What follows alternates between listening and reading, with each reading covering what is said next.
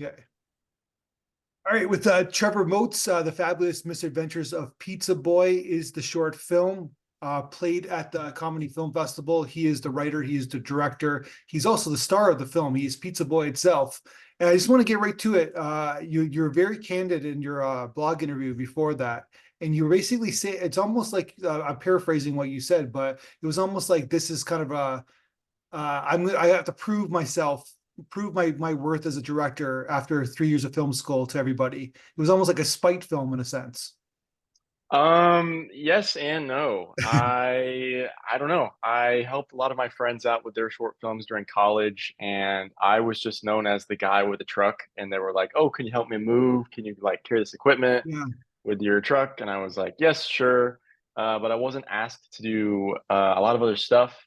And also in my other personal relationships with friends and at the time girlfriend, I just didn't really feel very valued or seen as what I wanted to be seen as. And so I just kind of I had a really rough summer in 2022, and one day I just was laying on my floor, just feeling at my lowest point, and I just was like, I need to pick myself up, and I need to just prove to myself and the world that I can do whatever I want to do. And so I did, and it did well. It did me justice. So I feel good about that. That's a great no. You kind of that's an amazing. Thanks for sharing that because it's almost like you said. Like in this industry, even in film school, you kind of get typecast by, oh, that's the guy. Yeah. That's the guy with the truck. He can help us out with equipment, right? He's not the creative guy that he is that you proved in this film. Yeah, I wasn't being asked to do the things that I wanted to ask, and I just didn't feel. I mean, I did it because I wanted to help my friends, but I didn't feel very. I don't know. Everyone had their little niches and people that they would go to for certain things, and I just felt like I had some valuable input and creative ideas that people just were not recognizing. And so I was like, I'm just gonna do this whole thing on my own and with the help of like my closest friends and see where that can get me. And I did it. And it felt great, and I'm gonna do it again. That's awesome. Yeah, I like this film right from the first frame. I enjoyed it a lot. So this was Cool, thank you. done at film school. This was done at Biola University. That's a Christian school Yes, in sir. Los Angeles. Yes, yes. They have a really good film school, and they're a very Christian school, but I went there because I really liked their film school. And I I lied to them to make this entire movie because they had recently at the time before right before I was about to shoot this, they had recently updated their safety guidelines, and they were saying that I needed like a stunt coordinator and like like professional people to be on my set, Yeah. that I would have to like pay and take more time to like schedule meetings with them and do. And I in my head I was like, no. Like I know that that's the right thing to do. It's professional, but I was thinking like this is a college short film. I know my friends are very competent people. So I gave my school a fake script and I said, I'm gonna be doing this. And they were like, okay, great.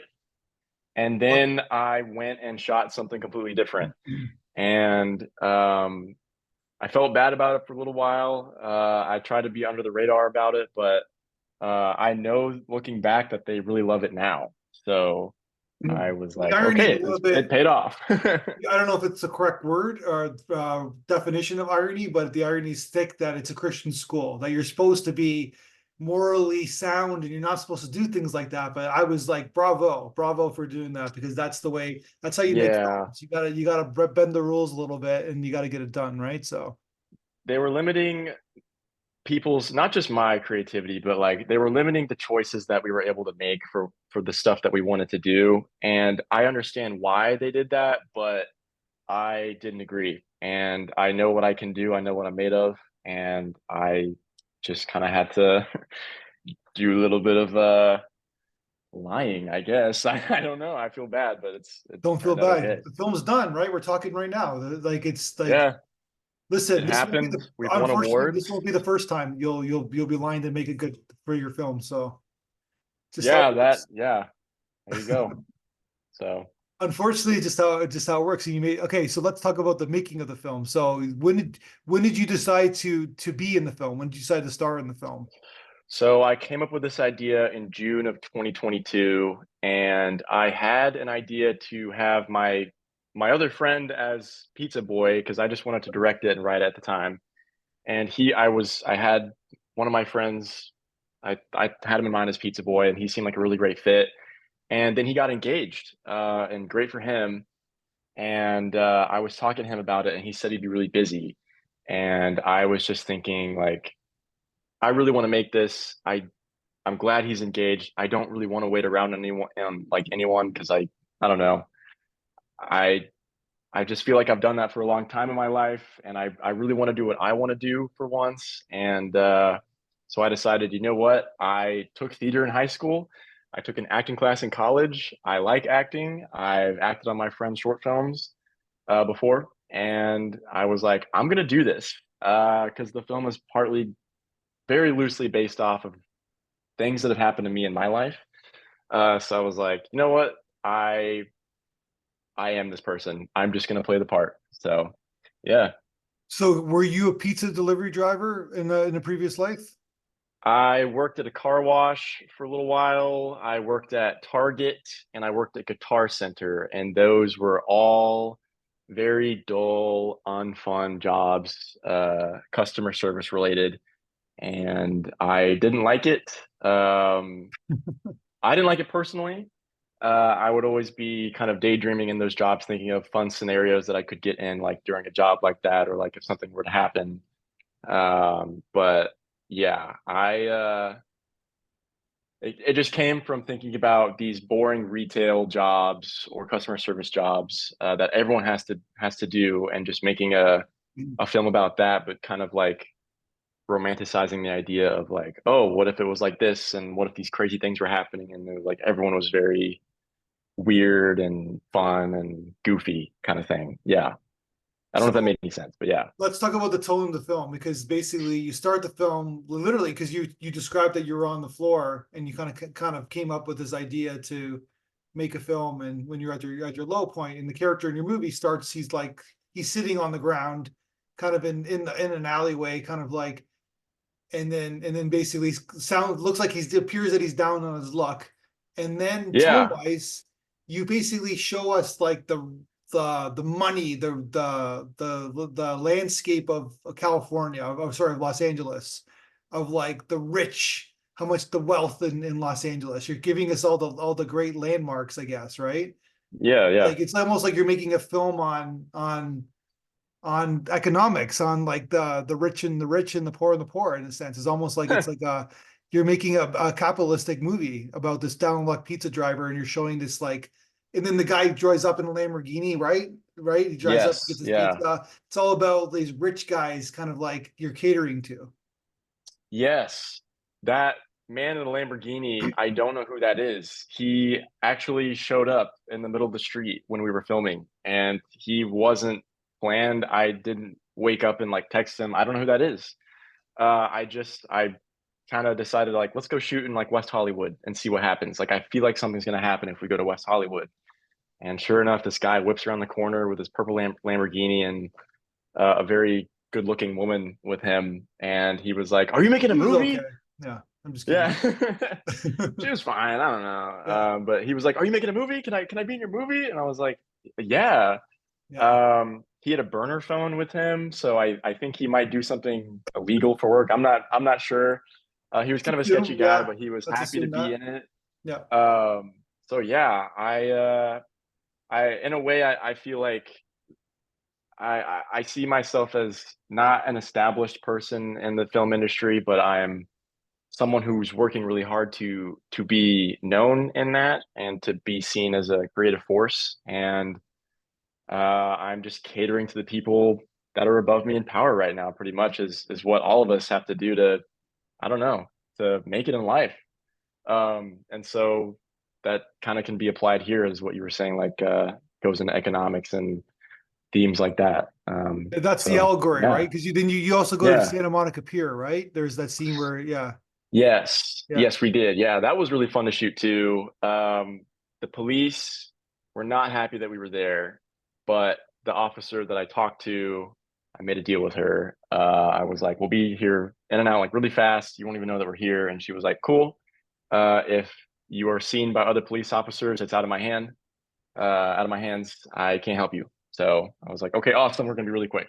So yeah, a lot of that movie was shot without any permits or anything. Sure. We just kind of got the camera and started going.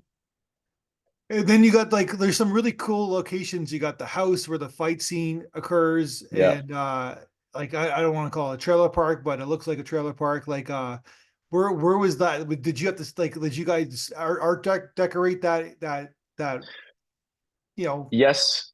Yes and very no. White Americana of like aesthetic, I guess. Is that a correct way to put it? No, yeah, you're right. Yeah. We that was in the town that my college is in, and we that was the one location that we had planned. And we were just looking for just a living room or a house just to shoot the scene in. And some friends of my friends were really nice and welcoming to me shooting in there. And they had a little like kind of like back house shed thing. And they were like, "You should shoot in here. It's like nice and roomy in here." And I looked in there, and pretty much the decorations that you see in the film are the ones that were there in real life. There was lotion bottles with crumpled up tissues next to them. There was trash everywhere. And my production designer, she was like, I don't really have to do a whole lot here. And I was like, yeah, they kind of set this up great for us. And then like we shot the bedroom scene in my actual apartment room, so we had to like fake that. But yeah, yeah, the production design is really great. And shout out to my friend Laura Good. She did all that. She's really good at her job.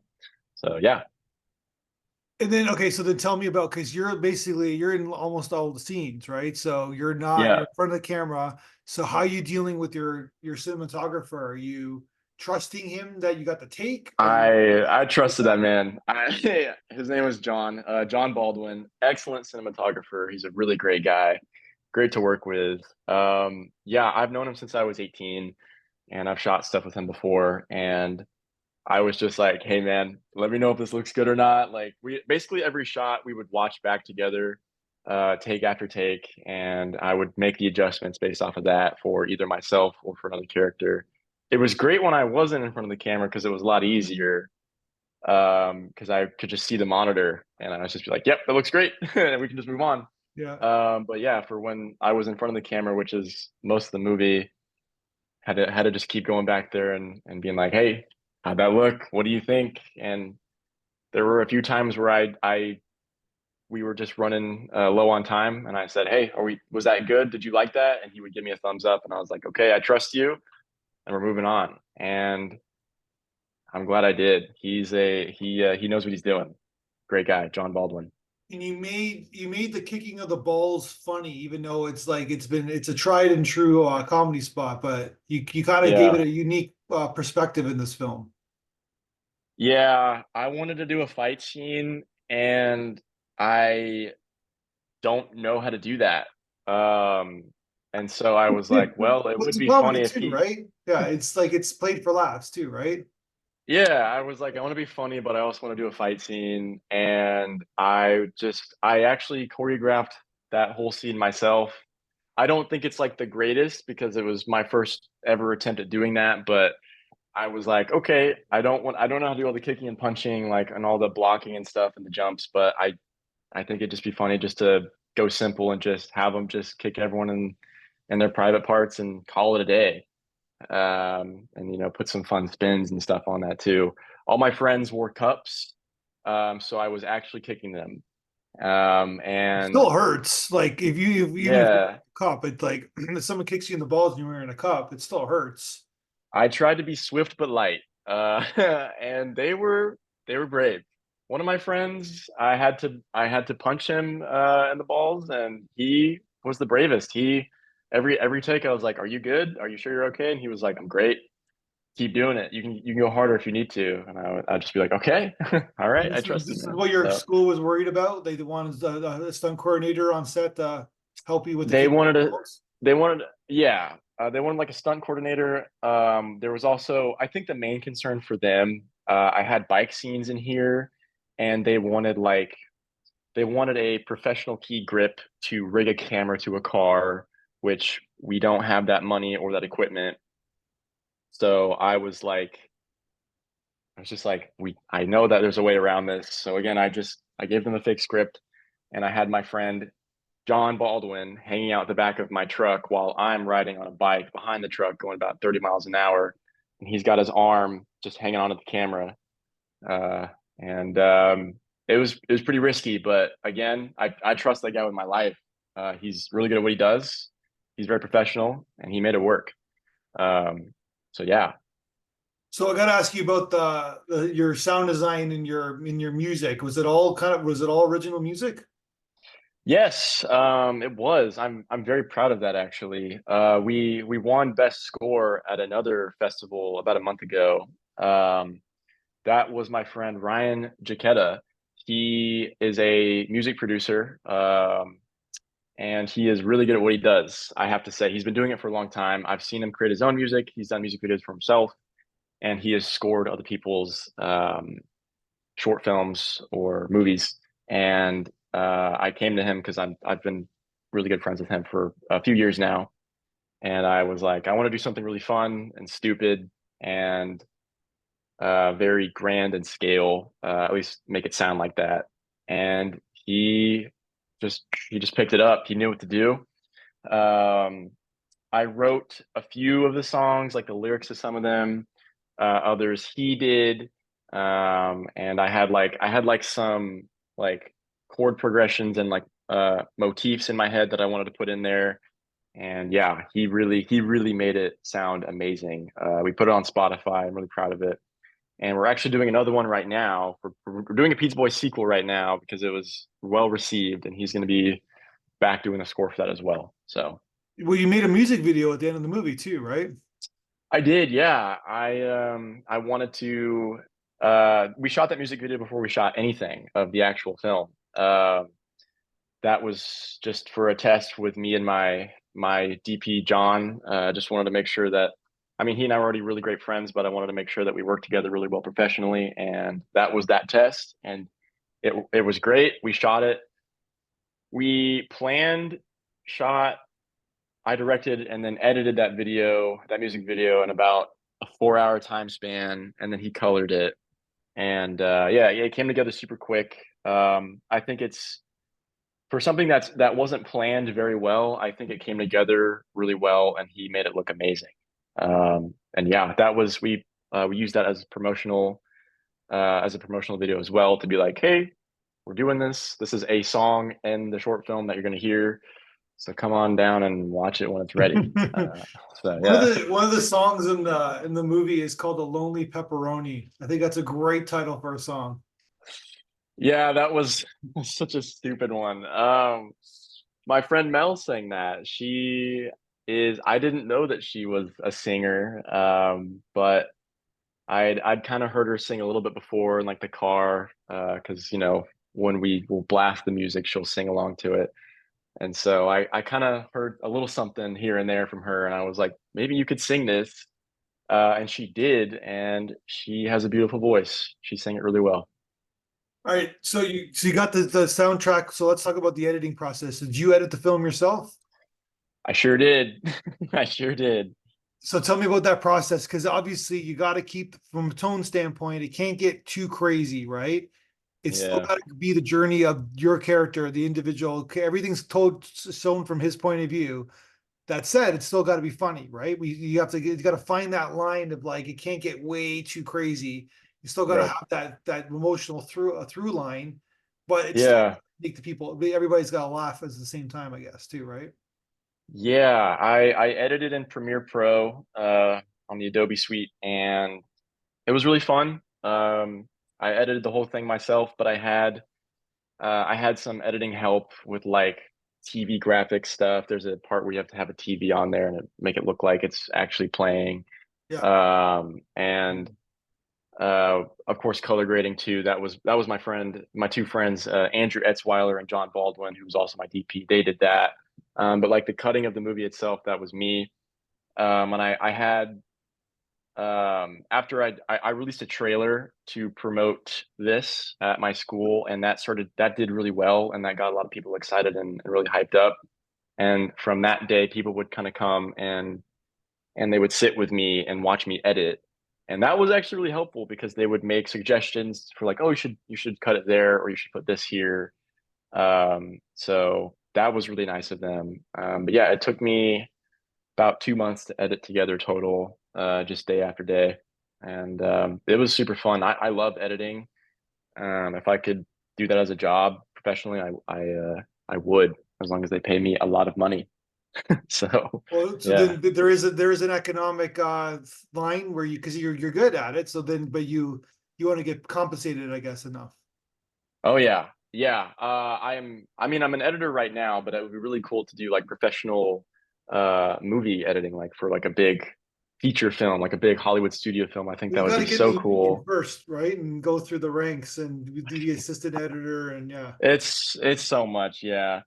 It's tough. I also love editing trailers. The trailer that I made for the short film, I thought I did a pretty good job for, and I'm really proud of it. And I think it's really catchy and fun.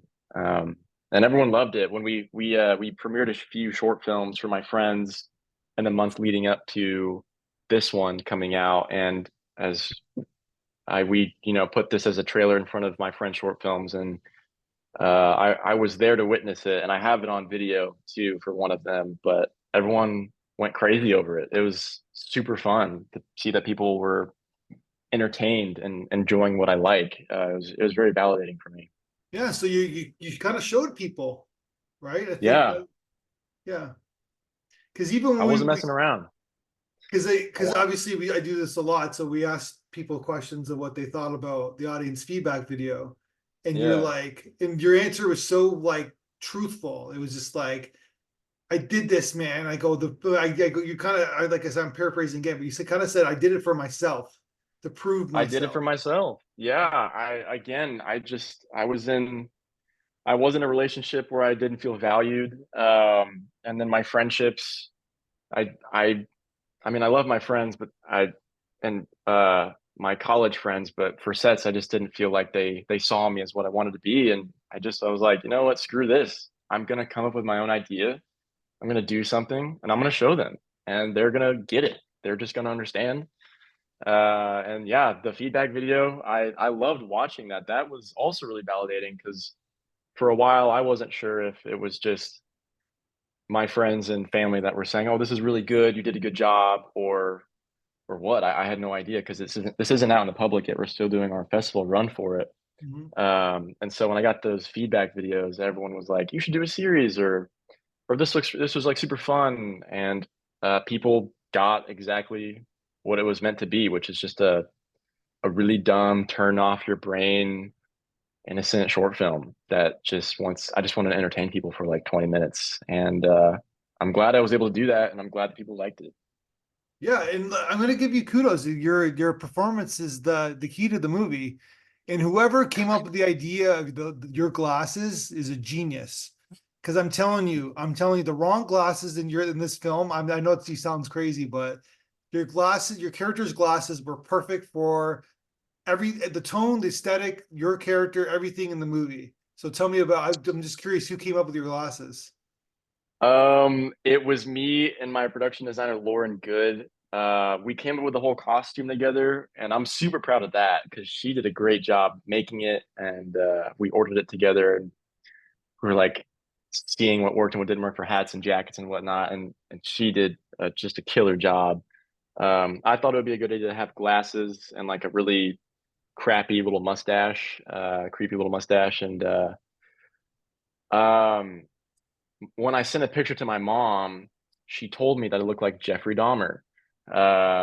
And I'm not I'm not sure if I should be happy about that or not, but you know, I was like, okay, I'll take it. I'll take it. I just wanted to look like it kind of wasn't me. Because I don't wear glasses. I used to when I was a little kid, but I just wanted him to look like a derpy little weird pizza delivery guy. And yeah, the glasses, those big fake frames Got those for like $30 from a fake glasses website. I don't know. I don't remember where I got them from. It was so long ago, but yeah, it came together pretty well. So I guess he would be the attractive serial killer, I guess, right? So your mom was kind of giving you a little bit of a compliment, I guess. I have no idea. I have no idea. That's actually not the last time I heard that either. Funnily enough, I think yeah, I've gone on a few dates with different people, and they're like, "You look like a little bit like Jeffrey Dahmer, but like without the glasses." And I'm every time I'm like, "Is that okay? Is that good? Is that bad?" I'm not sure because I don't want to kill anyone. I don't want to harm anyone or do anything bad. But if they're talking about one of the actors from whatever Jeffrey Dahmer content is out there, then and if it's a good looking actor, then I will take it. I'll take it. I don't believe it, but I'll take it. But yeah, I don't know. So you graduated from school. Yes, sir. Last May. So what do are you from Los Angeles originally, or? I'm from Dallas, Texas, Oh and I wow, moved out okay. here for college. Yeah, Are you so coming back? I've Are you been out going? here ever since. You're staying in Los Angeles? I moved into downtown Los Angeles in September, and so I'm still pretty new in this place. I love it a lot. I have a little studio apartment here in the middle of downtown. Super nice. Yeah, I'm loving it. I'm Like in I'm the loving my LA, like the LA Live area? Like, is that where you're living in, or not yeah, downtown? like downtown LA. Pretty Yeah. like the skyline and the skyline. It's everything. I'm close to Chinatown. Lincoln Heights is close by too. My post college life has been pretty solid so far. I can't complain. So no going So, back to Dallas. to see my family, yes, Yeah. yeah, but Yeah. to live there, listen, they have good prices for gas, Well, if it's the and oil, right? But yeah, they got cheaper living down in Dallas, but I just have more fun out here.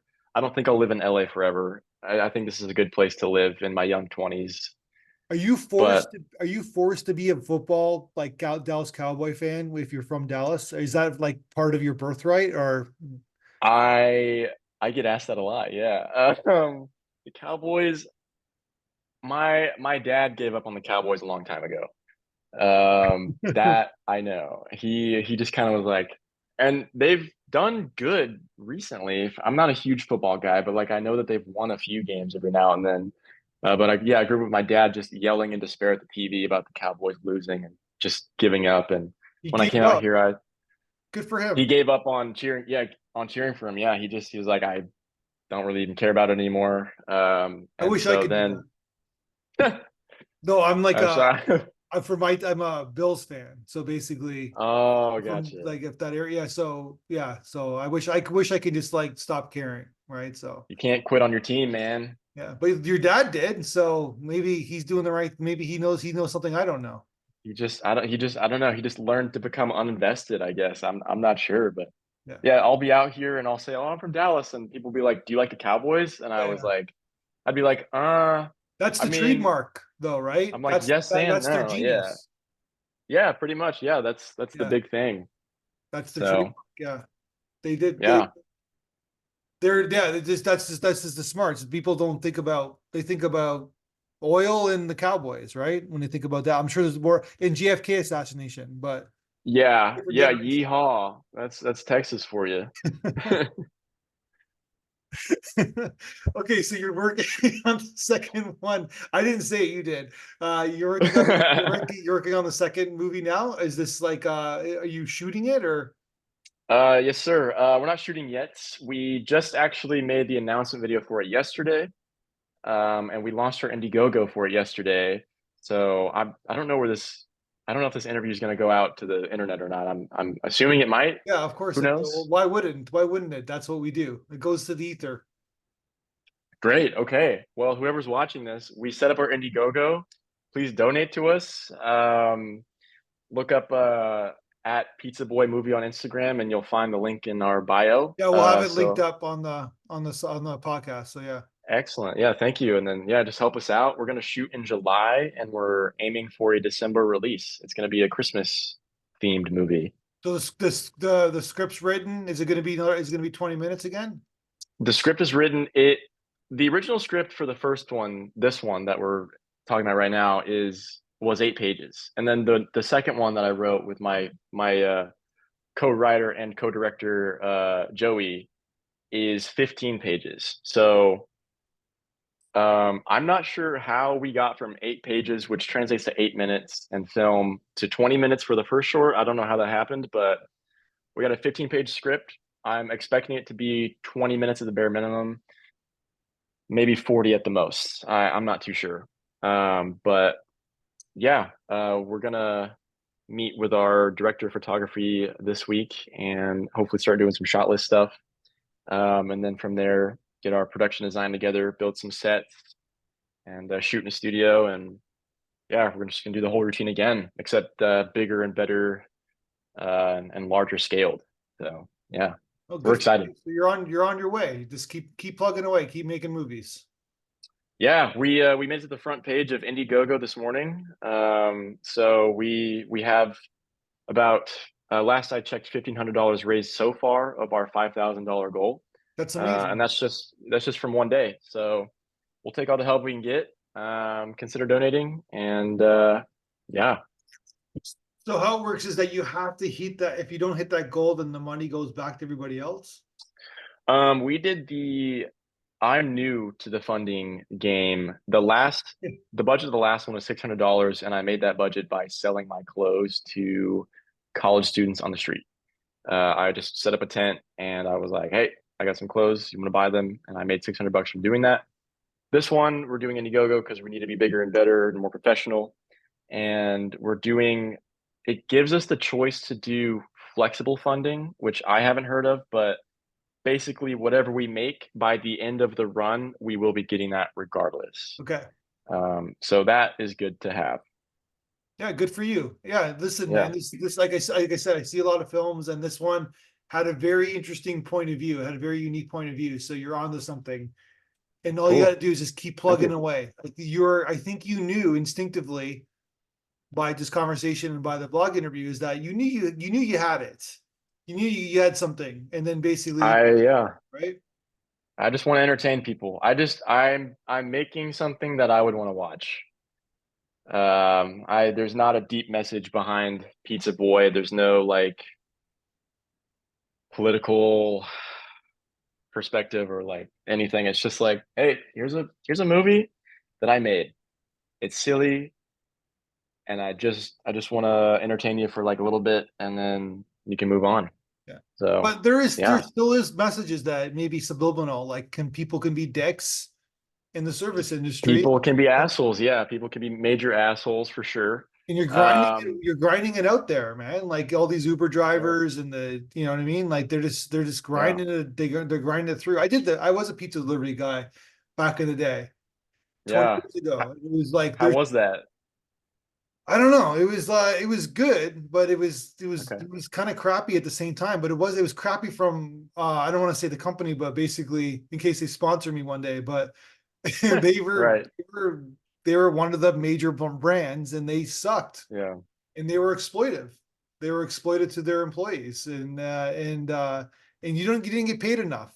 And I did the math because I like to do these things, and I was like, no, I should get paid. I'm not like some you know, activist or anything like that, but I'm doing the math and I'm like, wait a minute, this is like, it's too far, this is too far apart. We should be making a Yeah. lot more money than we should be. So, and I, then I people know the with I know tips the too, service right? industry's rough. What's that? People can be dicks with tips. They just don't tip. And Yeah. the richer the neighborhood, the worse tippers they are in a general sense. So Yeah. The service industry I know is not great. And I aim to not have to do that in my life. I want to go big or go home with my stuff. I'd rather try than not do anything. that So said, there's always story to tell because you're basically invading people's lives, right? When you're dropping off the pizza. So you're yeah. seeing like a lot of different perspectives, right?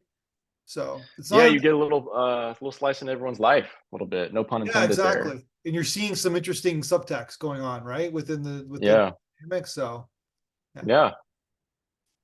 So yeah, there's a million stories to tell with service industry jobs. So with this, with like, especially with Uber now, everything's all like everybody's doing it. So you're not going to run out of Yeah. ideas.